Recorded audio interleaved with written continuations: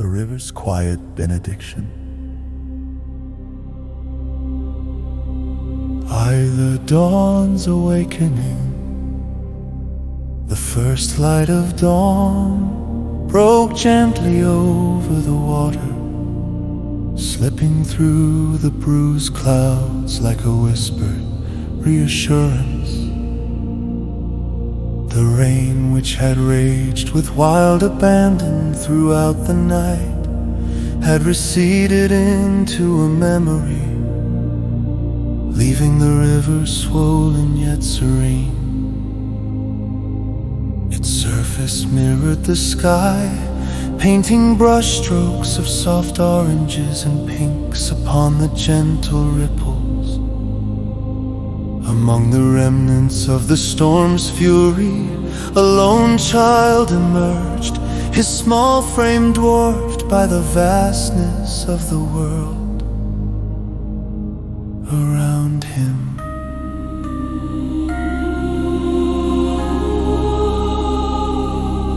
With the tender grace of innocence, he clutched his father's rosary, each beat a promise of protection, a tactile prayer in his tiny trembling hands. The boy's feet, caked with the mud that clung from the riverbank, led him to a cluster of the wounded, survivors of the tempest's wrath.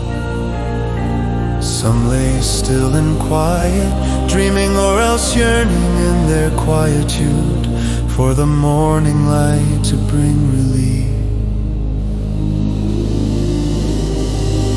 Among them, an old sailor stirred, his eyes opening to the dawn, with a groan that spoke of both pain and resilience. Scars ancient like stories etched into his weathered skin, mingled with fresh wounds from the recent battle with the storm.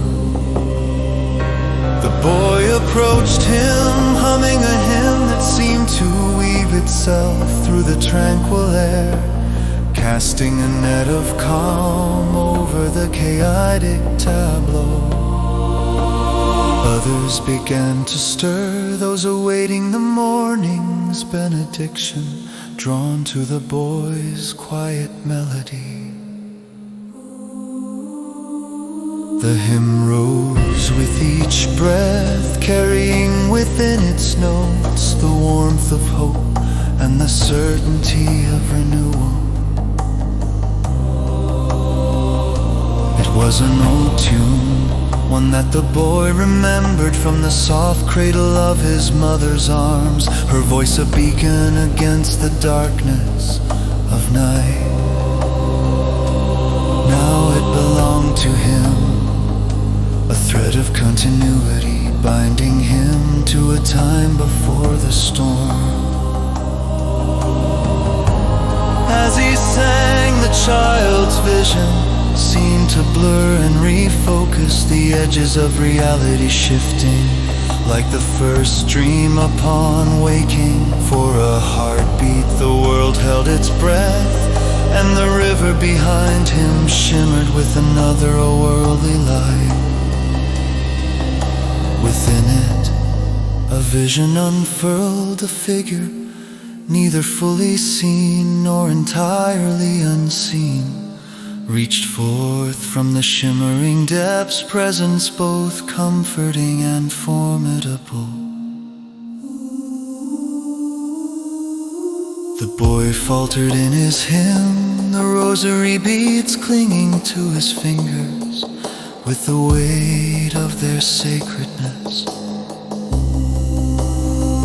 Yet instead of fear, he knew only warmth and understanding that transcended words. The figure beckoned, all shimmering light and silent whispers, and the boy found himself nodding as if in response to an honest question. The river's song continued, a gentle accompaniment to his hymn, wrapping around the wounded gathered by its banks. Each note was a promise, each melody a prayer carried upon the wings of dawn's first light.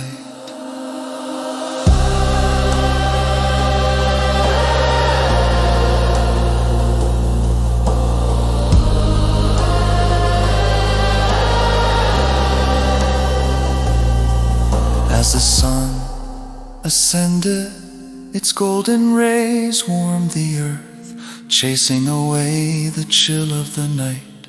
Shadows receded, and with them the pain and uncertainty began to dissipate from the hearts of those gathered. The boy's hymn became a bridge, leading them from the darkness into the light of a new beginning. The old sailor, propped up by the steady beams of morning, managed to smile, his eyes once clouded by the remnants of dreams and nightmares, now reflected the river's renewed glow. You've got an angel's voice, lad, he rasped, gratitude lining every word. And at that moment, the boy realized that each note, each word had become a part of something greater, a tapestry woven by the spirit of the dawn, the river, and the shared humanity of those who survived. The hymn concluded, and with it a silence fell. A silence filled to the brim with hope and the quiet acceptance of a second chance. The boy laid the rosary atop the sailor's heart, a gesture both simple and profound. The river, once again a gentle giant cradling the promise of new life, continued its journey, the water's gentle laughter a background to the awakening world. Around them the landscape unfurled with vibrant hues, the storm's memory fading into the horizon. As the child turned to leave, the sun's warmth kissed his cheeks, a silent benediction upon a head heavy yet light with the knowledge that renewal was not a gift held by the river alone.